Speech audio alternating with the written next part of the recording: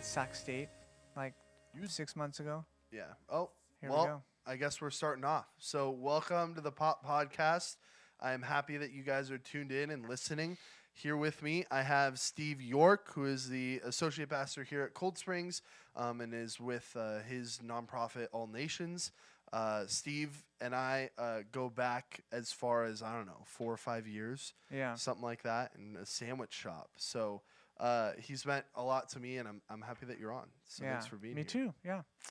So for every guest, we have a drink, All right. and it's kombucha for 2 Okay. weeks in a row, Okay. which Good. is at my chagrin. I'm not a huge fan of kombucha. I'm sure we'll get into that later. But what I have today is the Better Booch brand of kombucha, Okay. and the flavor is Morning Glory. Morning Glory. So Okay. here you are. It's in a can. Steve, when I asked Yeah. him if he had any dietary restrictions, he said, no, I just won't drink it if I don't like it. So Yeah. I kind of had to stay within some bounds. Sounds good. But these are great. So I'm, wow. Yeah. Very. I didn't shake this one. Okay. Last week we Good. shook them before Yeah. we had them. And I didn't know you weren't supposed to do that for kombucha etiquette. But now, cheers. Cheers. I'm happy that you're here. I'm happy to be here. So as I said, me and Steve met in a sandwich shop. I was doing work with Elementum, or they were working on me, really. And Steve was going to be guiding me through stage 0. And we met. What is that place called? Sourdough & Co. Yeah. Okay, now it's Yeah. something different, but it Yeah. was Sourdough Co. then. Yeah. And we meet at this sandwich shop, and we both order sandwiches, obviously.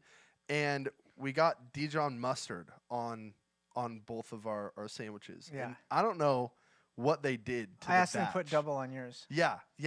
But yours as well, because we're both sitting there, and it's this manly contest of who's going to break first. Because I don't know what they did to the horseradish and the Yeah. Dijon. The ratios were off. I was I was tearing up. Yeah. And so were you. Yeah, and it it was was, like, yeah. who's going to speak up about this first? And Yeah. I did. So you're a bigger man than I Yeah. Definitely. when it comes to Dijon mustard. Yeah. Absolutely. So, Steve, just a real quick, are you a Christian?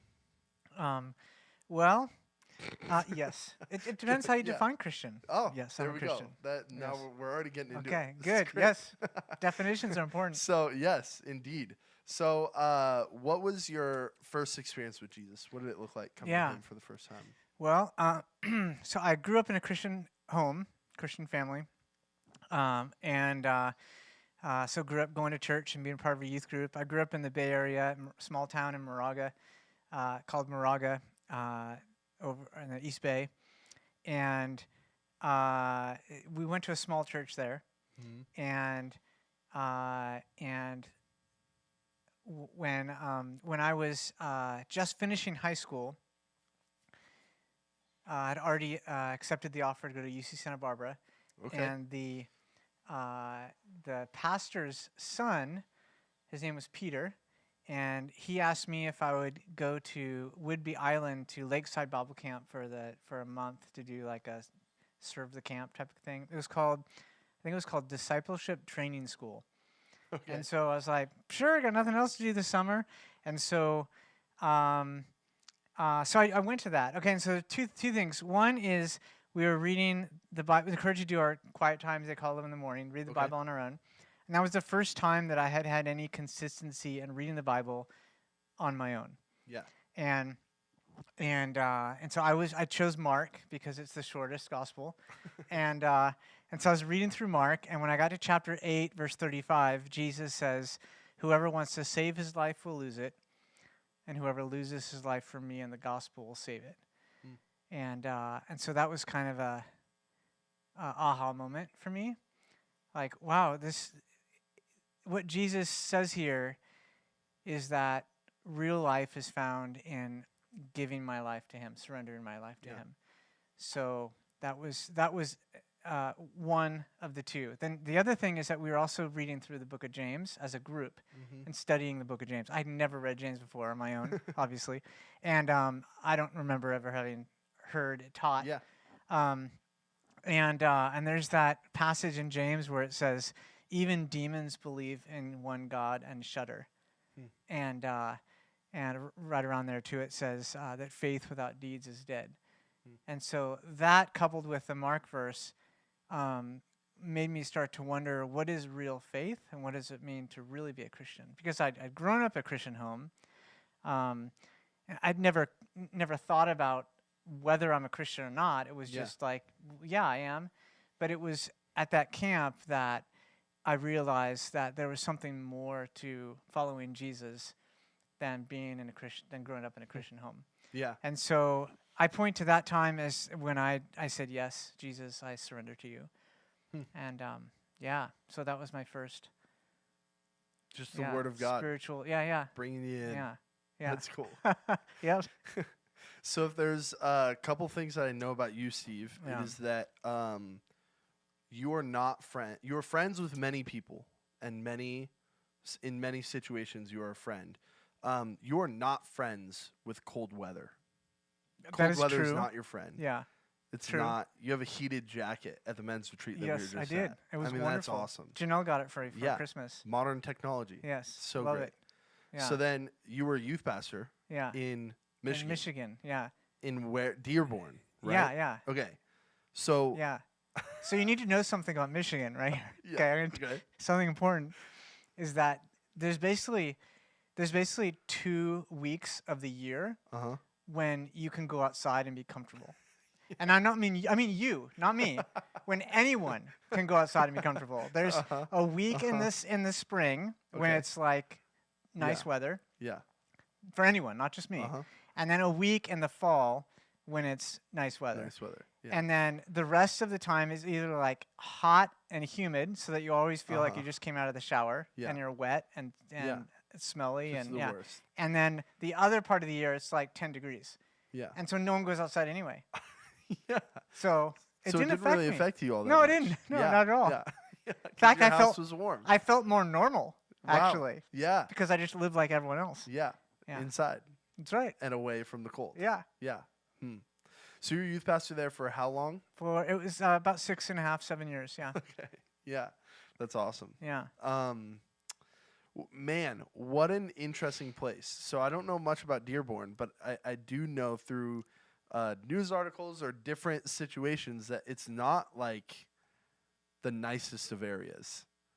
Yeah. What were your experiences in doing youth ministry in a place like that? Yeah. That you're not friends with the cold, but it didn't matter because you're Yeah, it just didn't inside, matter. whatever. But then it's a bit of a rough area. Yeah. You know, we live in a very, very nice place with California, a small town and all that. Yeah. And Dearborn's very different context. So Yeah. what did that look like a little bit? Yeah. Well, so I guess one of the things was that we were right next door to Detroit, and Detroit has a reputation for being not the nicest area. Yeah. So that's part of it. And our ministry, through some connections, some folks at the church had friends, etc. Some kids got drawn in who were from some from Detroit, and some from kind of the other side of Dearborn, which in Wayne County there were some families some kids that came that were very tough backgrounds, like parents who are drug dealers, basically. Mhm. Yeah. And so it was a pretty a new experience at that time for me. Yeah. Funny little brief story is that my first camp, when I started as youth pastor, moved to Michigan, started as youth pastor, like first couple weeks, I took the youth from our church to a camp, and it ended up being, it was like a conference. It was at like a college campus, like in Colorado or something, is where it was hosted. Yeah. It was like a denominational camp.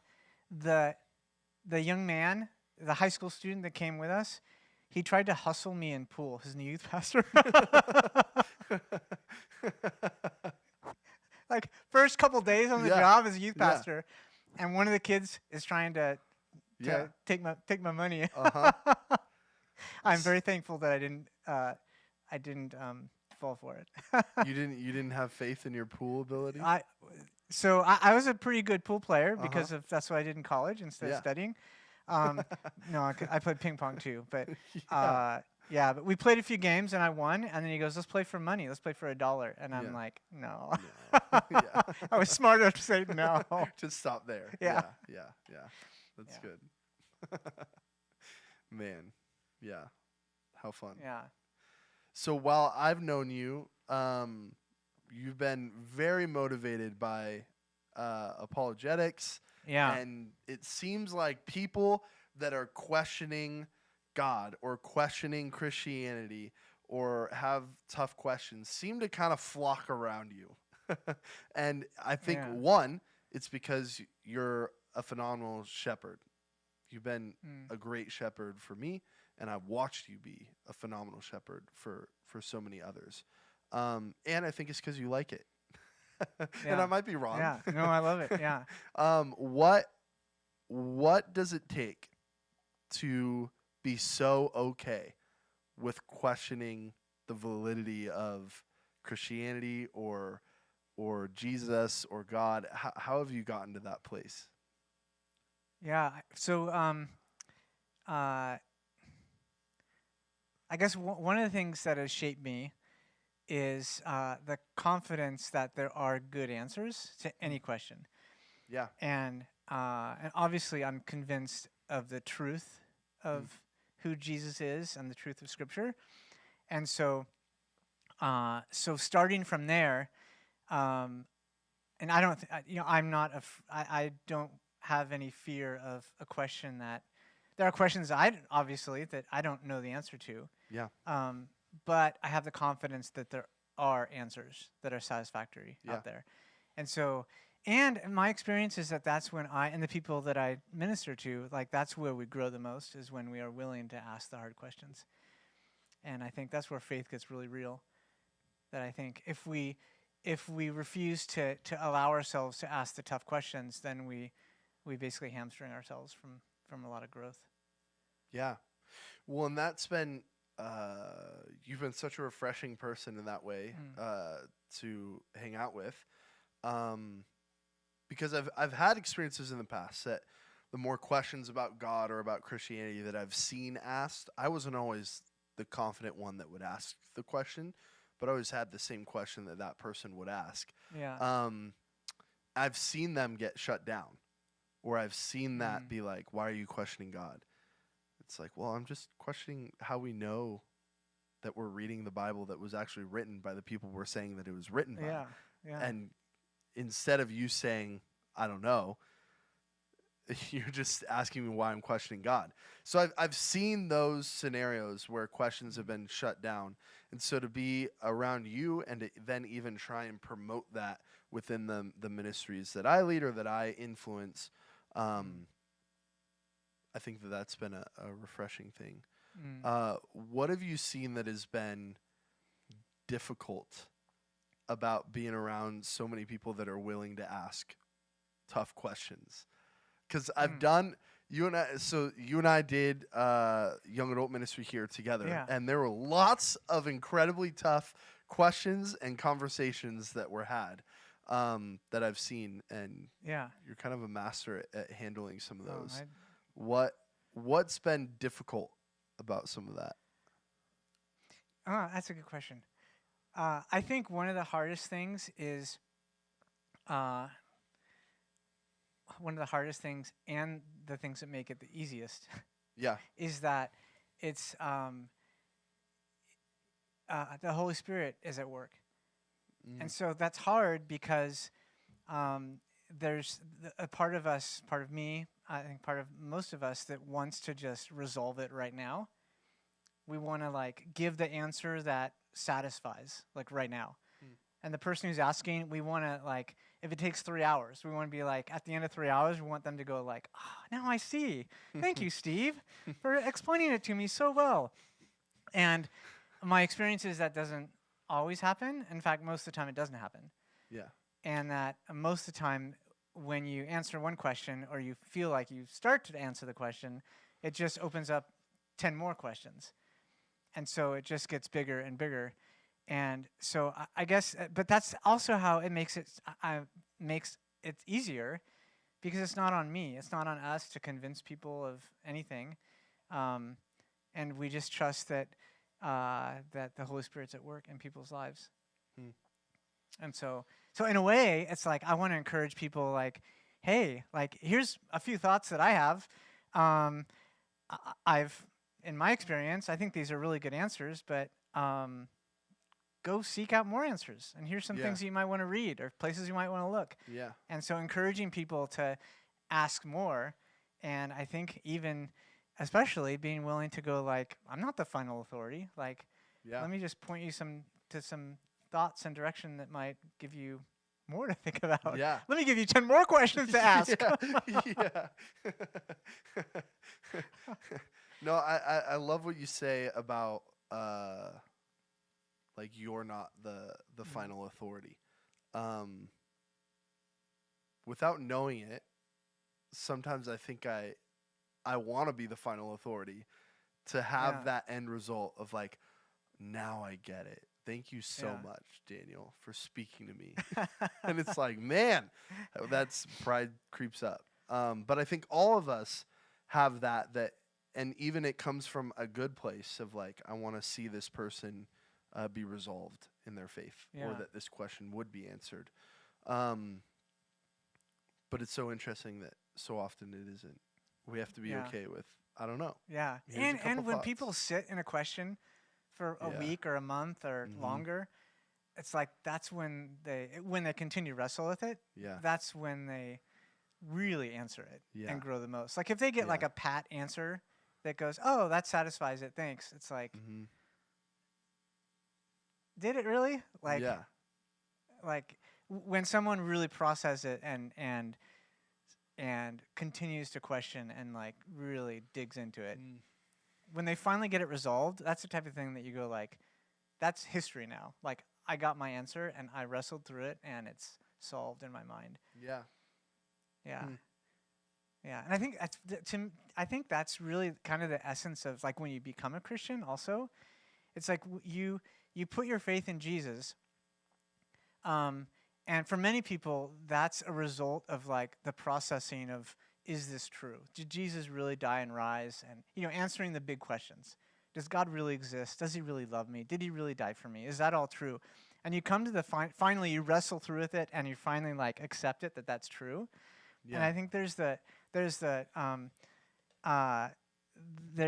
lie that, oh, you're never going to ask questions again or you're never going to doubt your faith again. Yeah. But most people, if you really wrestle through that, you'll have questions later, but you won't question the root.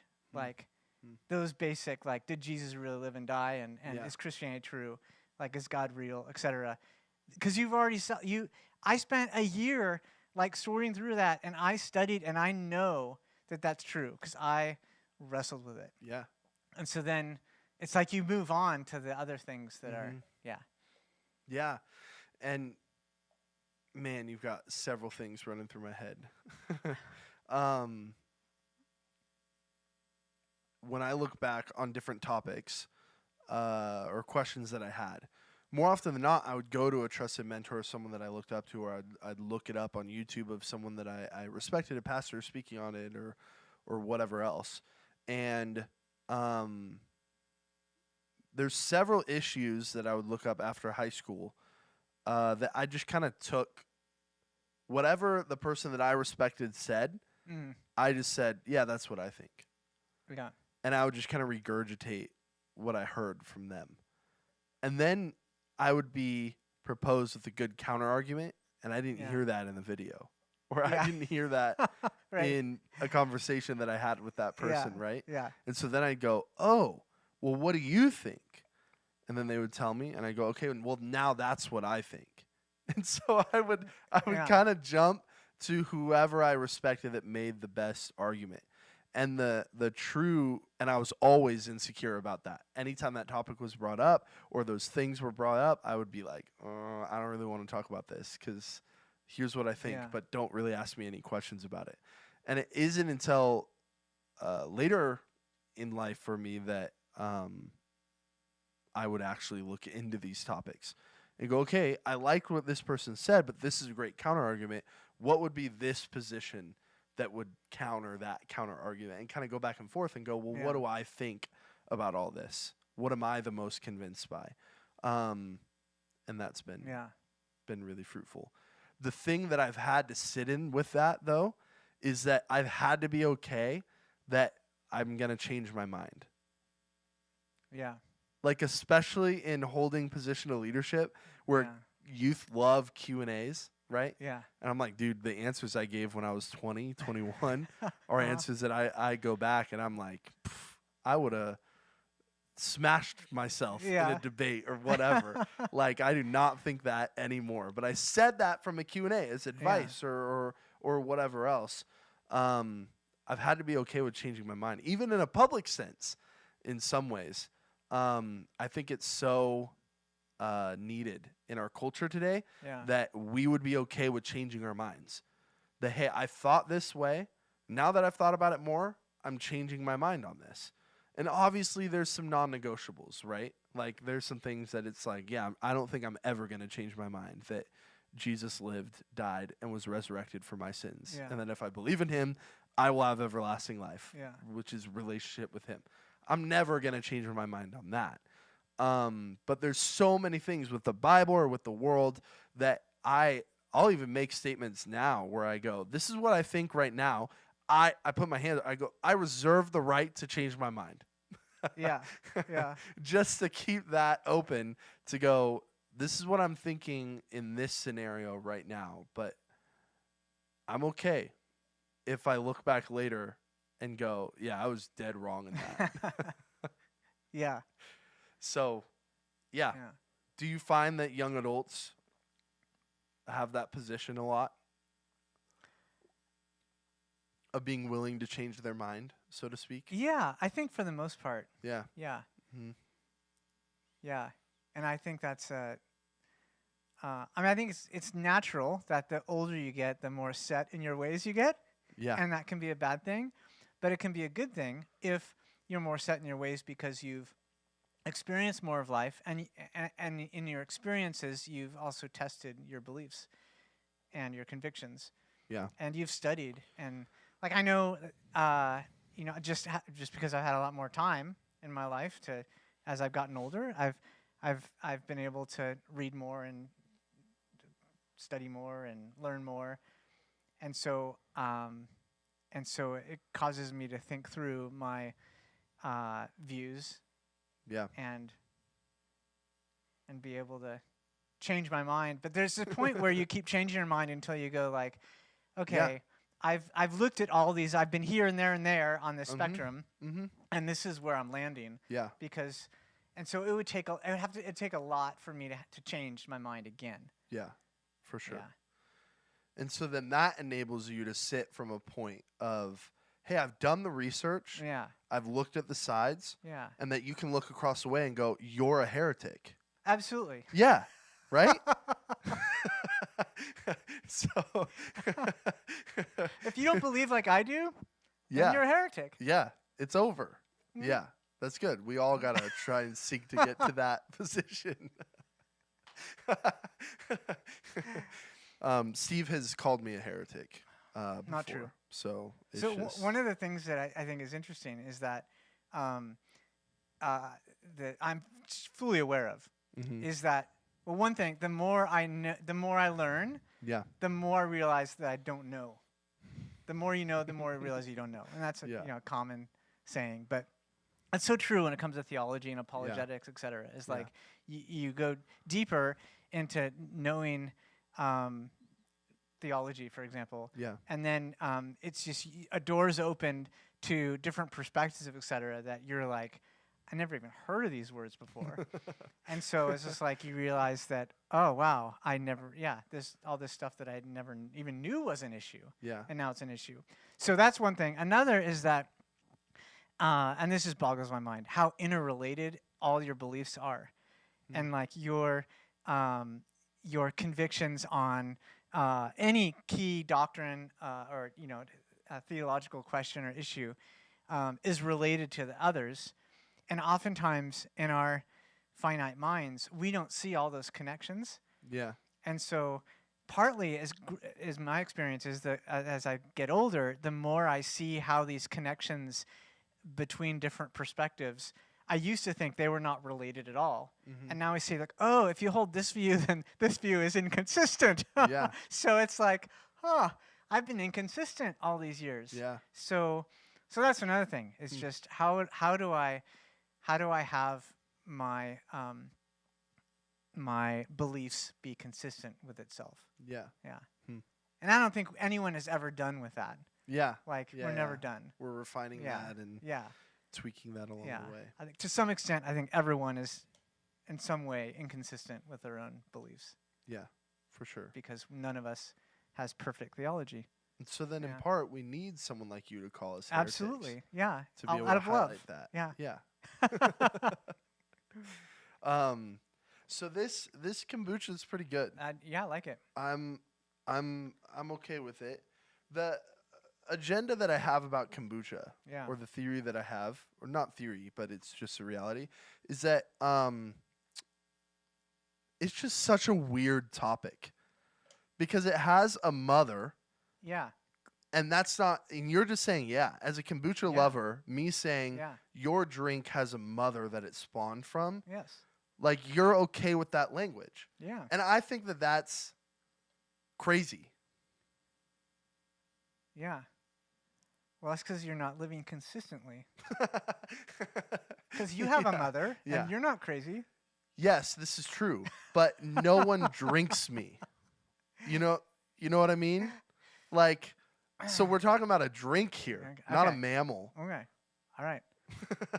So, but see, look at the ingredients here. Okay. It says peach, black Mhm. tea, and Native plus cultures. native cultures. Yeah. So kombucha is really good for your digestive system because it's got a lot of probiotics in it, Yeah. and that's why I love it. Tastes good, refreshing. That's a good thing. Yeah, Yeah. and I like it so far. It's really good.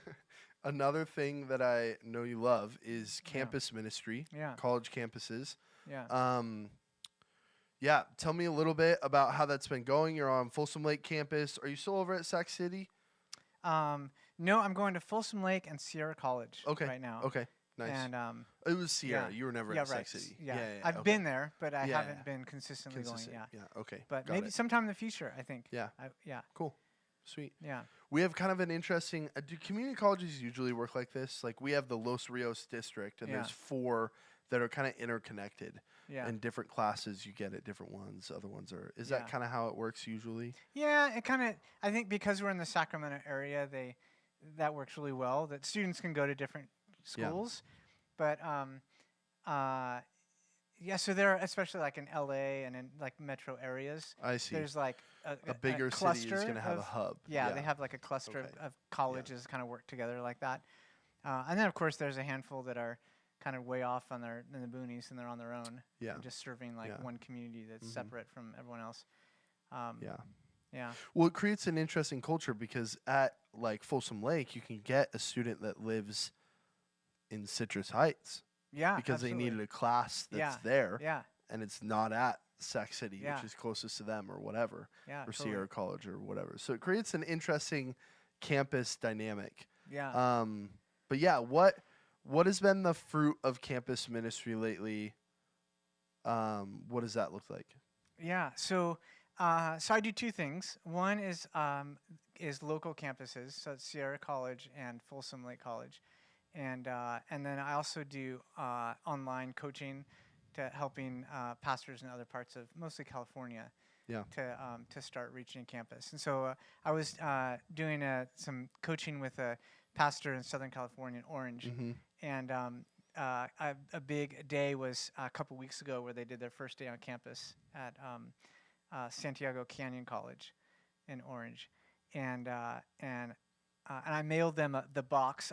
I didn't go with him on campus through training. I Yeah. just mailed them a box of the solarium cards and all the stuff, a tablecloth, and everything they would need to set up the table, and so I took the pastor and a key student, a student leader, through online training, just like a half hour of Mhm. doing this, showing them how to do it.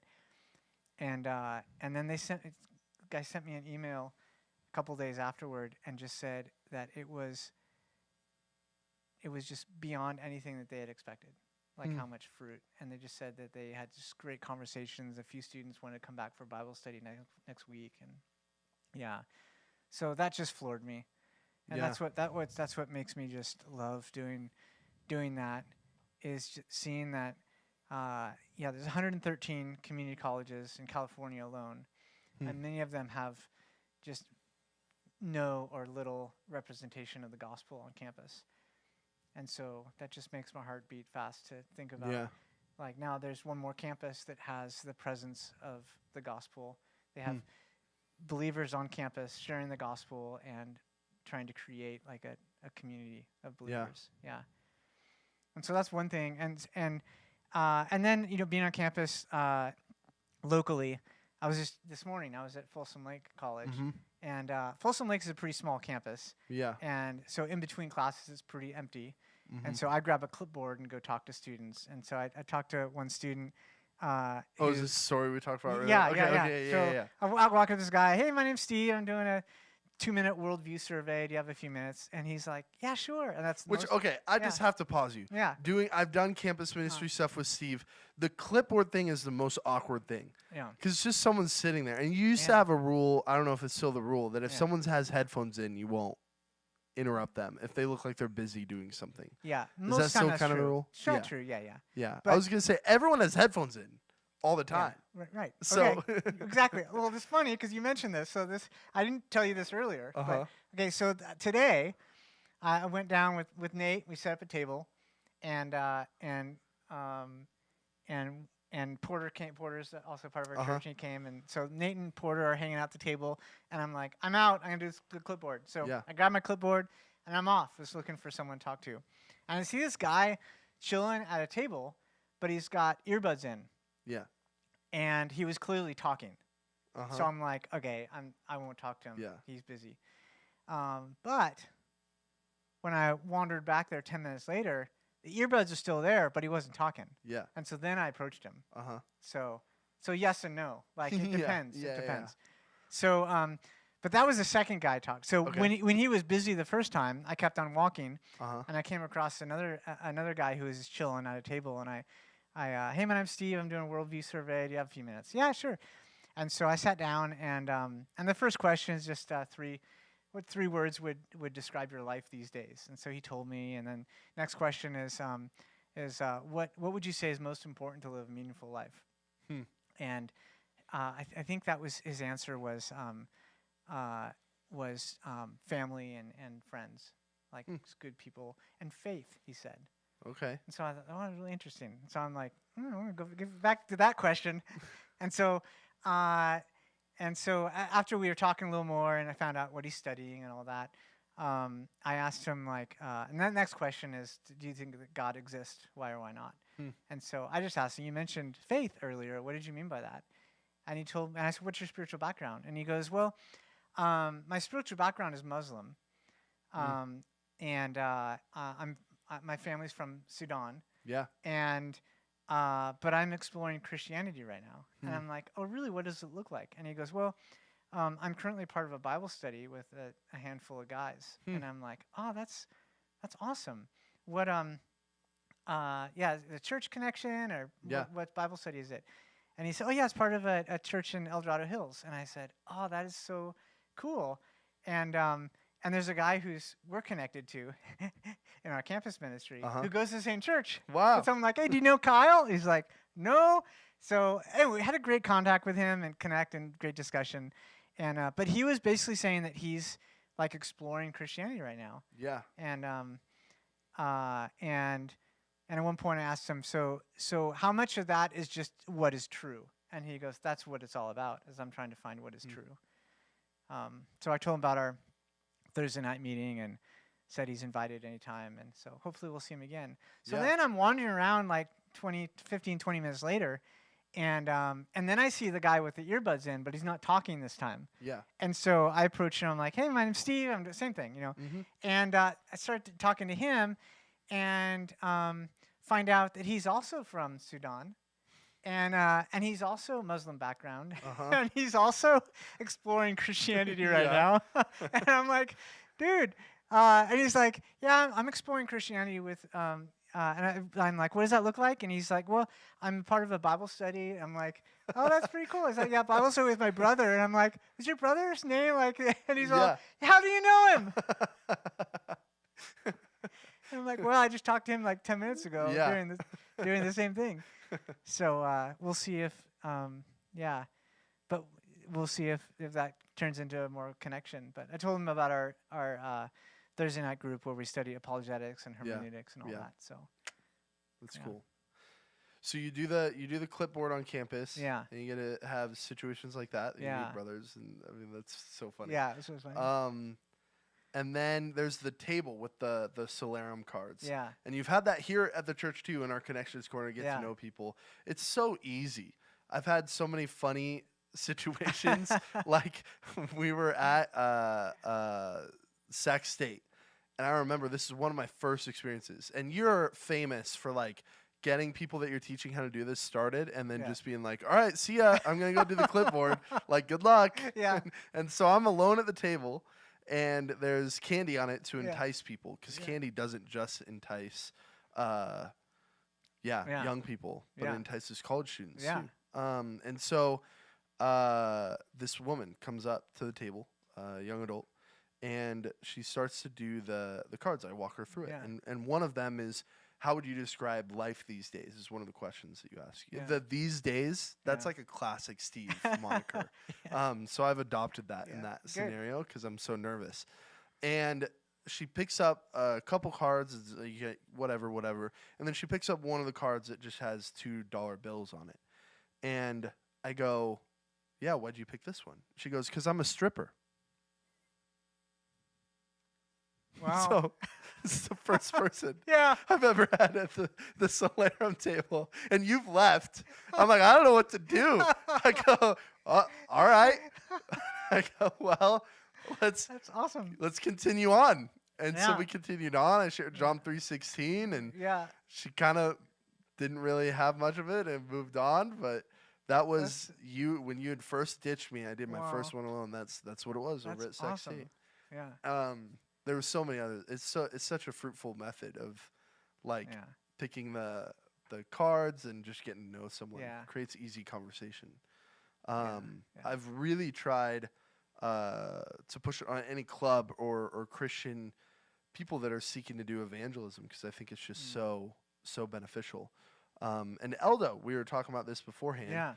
El Dorado High School is looking into it. The campus club leader there is Yeah. looking to try and do that on campus. So Yeah. your So your cool. advertisement and impact for Solarium is so important to them, I'm sure.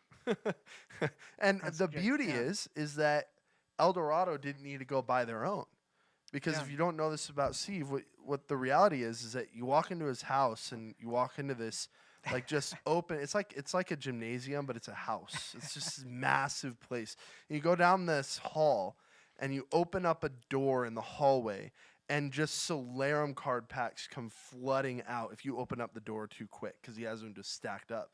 So you just supply the whole county with Solarium cards. It's Yeah. great. Yeah. How did you find Solarium? So Pastor Bob Okay. mentored me, and that was when we lived in Merced. Yeah. And I was a youth pastor in Merced, and Bob and his wife Laura moved to town to start a campus ministry at Merced College, Interesting. and that's what we did. Solarium. Yeah. Yeah. That's So really Solarium cool. is a Campus Crusade for Christ or crew Okay. evangelism tool. Yeah. And I love it because, like you said, it's so simple, and it just opens the door for communication, for getting to know someone. Yeah. And I think that's before doing that on campus at Merced College, evangelism scared me to death.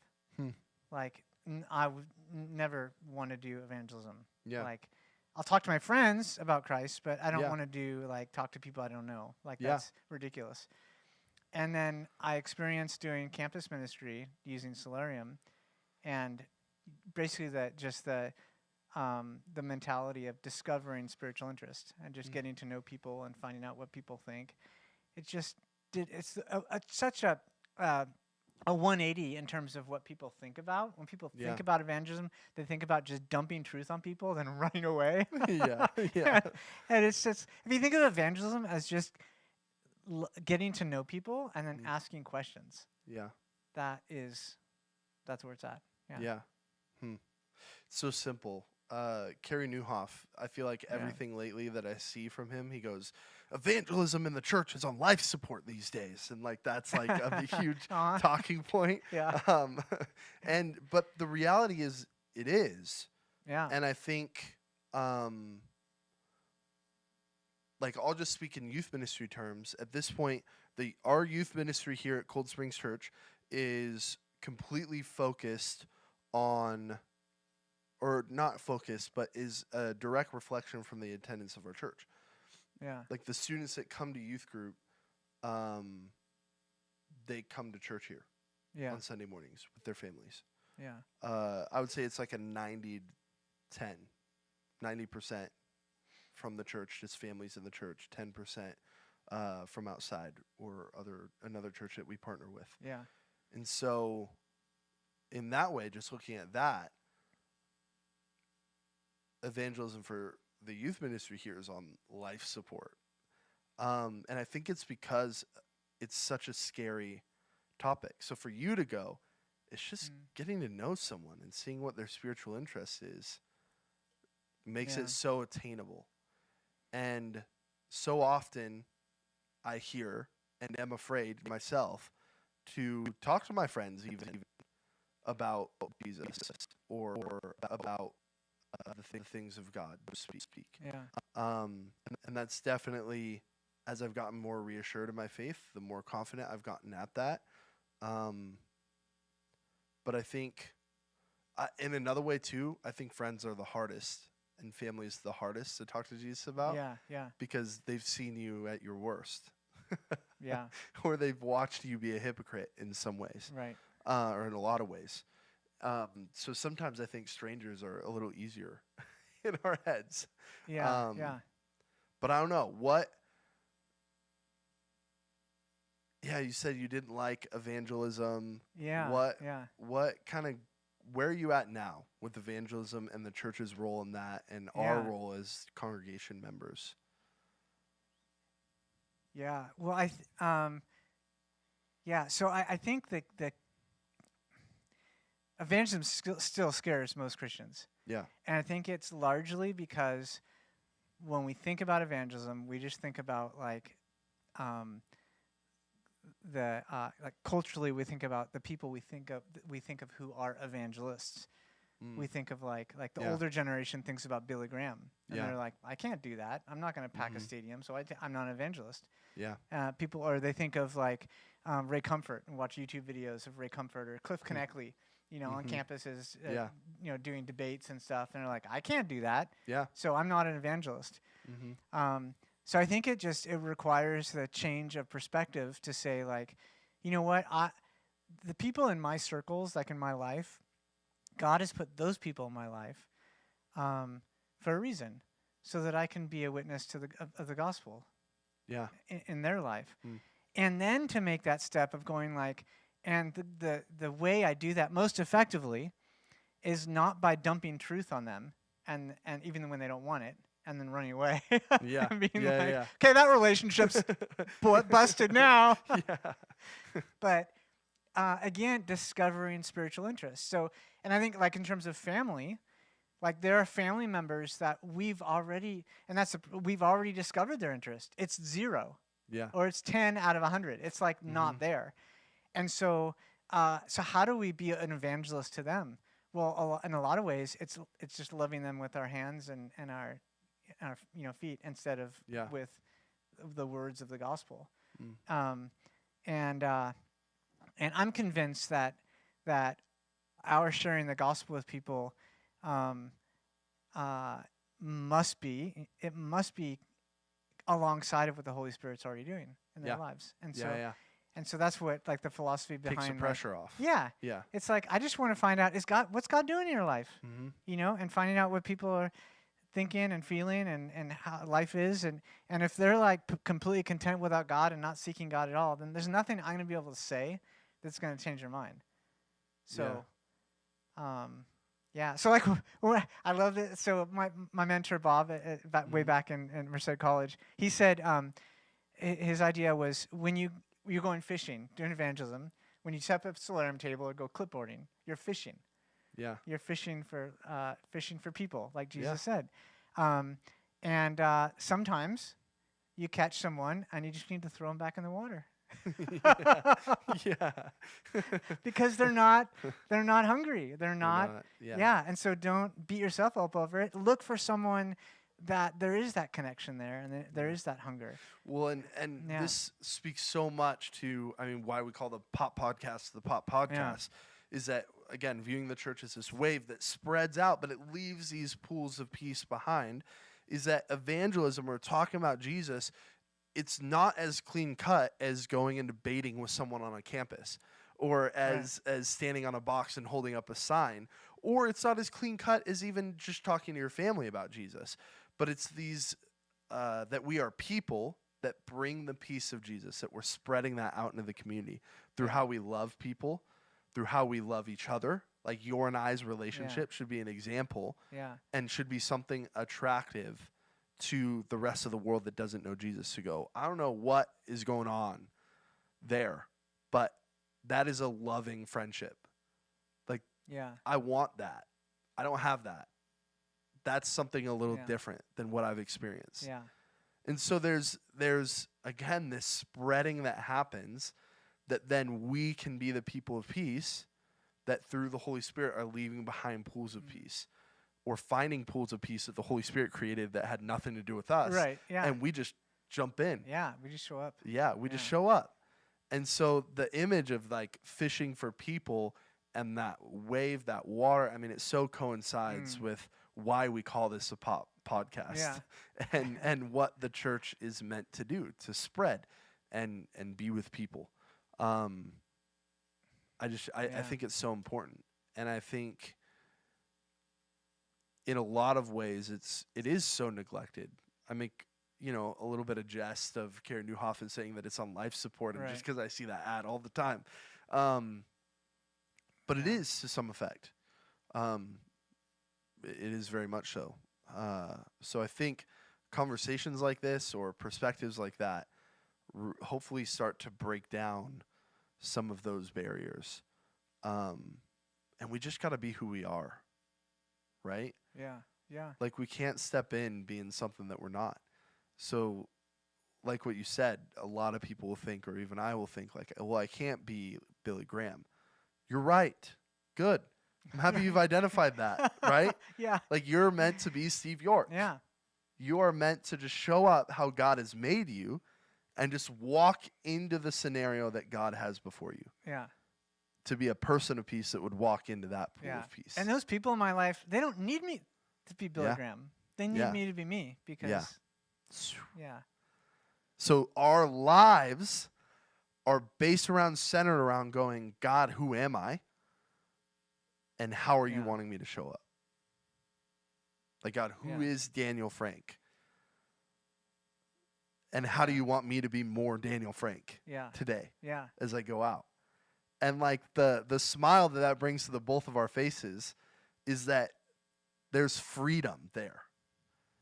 There's no, I've got to be this or a cage of how I've got to show up or what it has to look like. There is challenge, right, of evangelism or talking about Jesus, but there's so much freedom in, I've just got to be me. I've just got to show up how I am. And you know what? I haven't done this well. Like, I haven't lived life with Jesus well. And so I think coming like that into conversations with people is maybe the greatest evangelism tool that you can learn. Yeah. Yeah, totally. Yeah. Yeah. Yeah, in my experience on college campuses, same with anyone, but what people are longing for is authentic relationships. Yeah. And what people are longing for is someone just to listen and someone who they go, oh, this person can relate to me. Yeah. Yeah. So that's another thing. Like, many people think of evangelism as saying, like, maybe that we won't use these words, but this Yeah. is like in our minds. It's like, Mhm. oh, evangelism is saying, like, I'm better than you because I have the truth and you don't.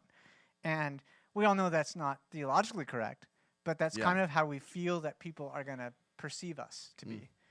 And so again, if we come to people just being the learners.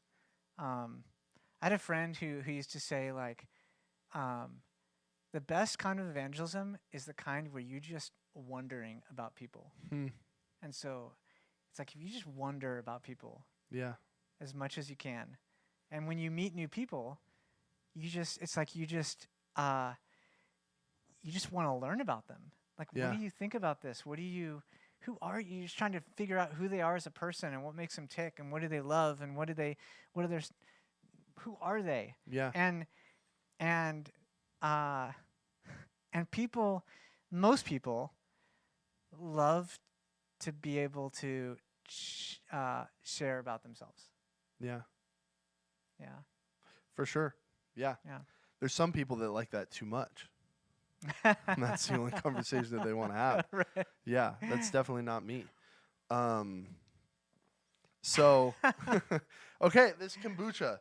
Yeah. What do you rate it? You're a kombucha. I'm actually really curious to see. So it's -10 to +10 with the 0 in the middle. Okay. What do you rate this kombucha as a resident kombucha mother expert? Yeah. So I'm gonna call this 6.5. Okay. Yeah. Yeah.